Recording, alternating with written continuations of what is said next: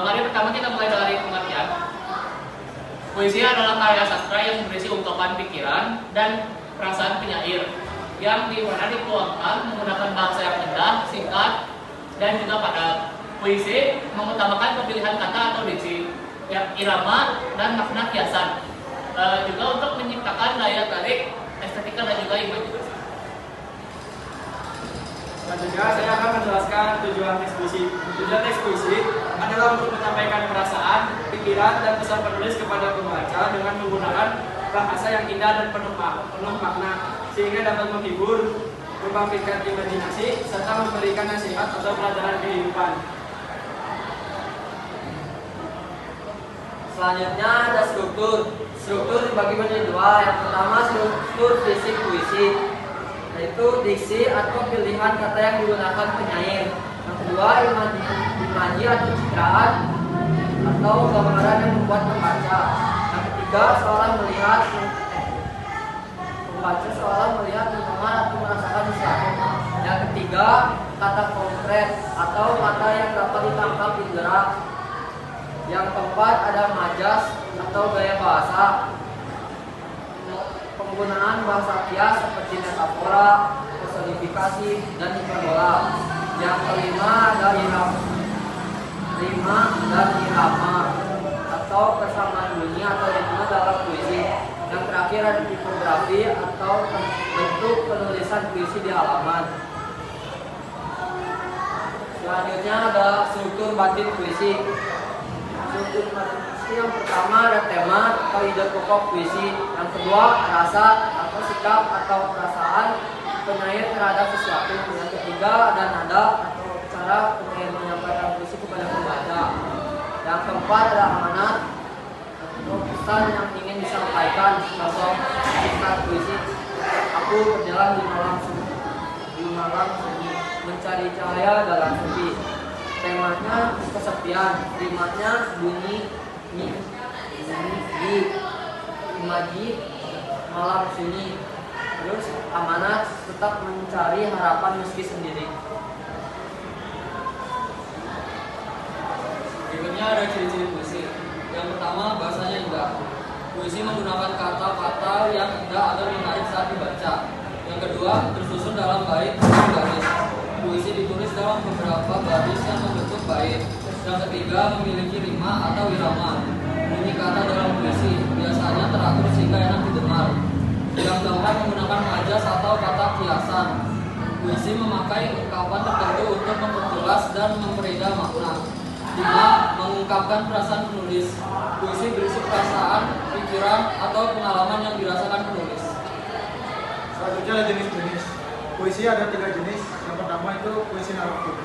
Puisi naratif adalah puisi yang berisi cerita atau kisah. Kedua jenis balaga dan romansa. Balaga itu bercerita tentang tokoh hebat atau pahlawan. Romansa itu bercerita tentang romantis atau petualang. Terus yang kedua itu ada puisi lirik. Puisi lirik adalah puisi yang mengungkapkan perasaan penyair. Ada 3 jenis. Yang pertama elegi, serenada, dan ode. Elegi itu berisi kesedihan atau duka. Serenada itu sajak cinta yang dapat dinyanyikan. Ode itu puisi pujian untuk seseorang atau sesuatu. Terus yang ketiga itu ada puisi deskriptif. Puisi deskriptif menggambarkan keadaan, suasana, atau peristiwa. Ada 2 jenis, satire dan puisi kritik sosial. Kalau satire itu tinjauan terhadap suatu keadaan.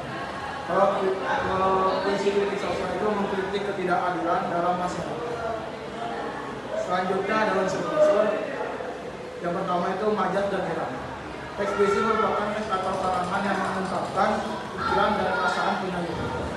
Dengan mengutamakan keindahan kata-kata, teks puisi mengutamakan majaz dan juga irama. Yang kedua itu ada penggunaan kata-kata konotasi.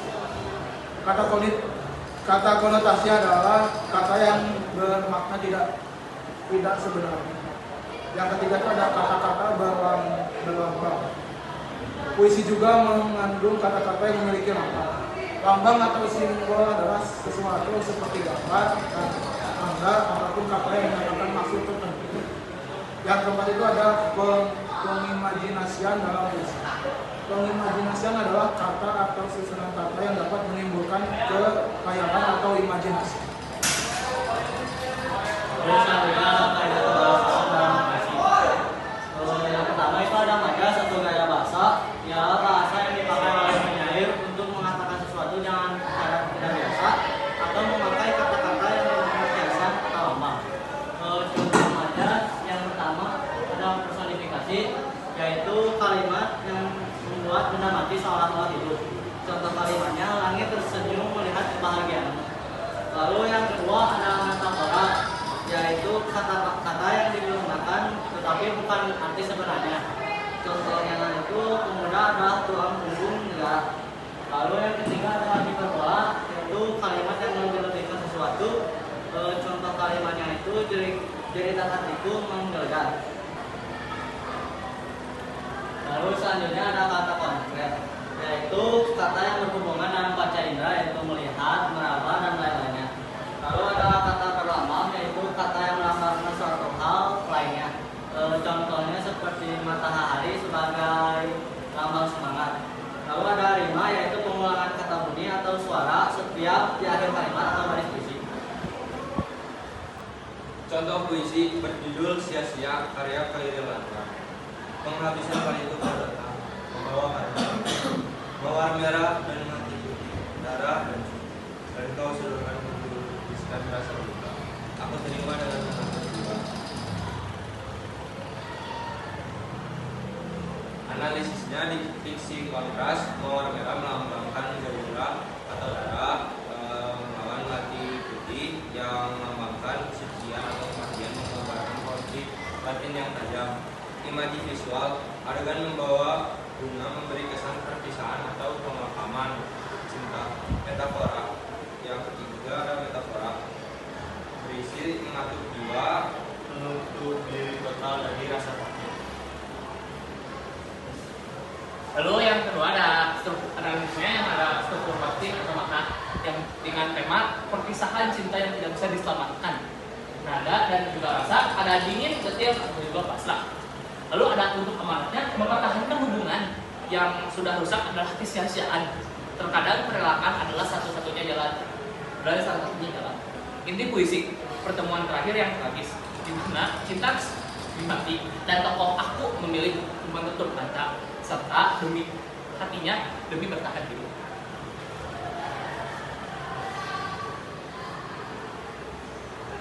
Sekian saja presentasi dari kami. Mohon maaf bila kita salah kata. Assalamualaikum warahmatullahi wabarakatuh.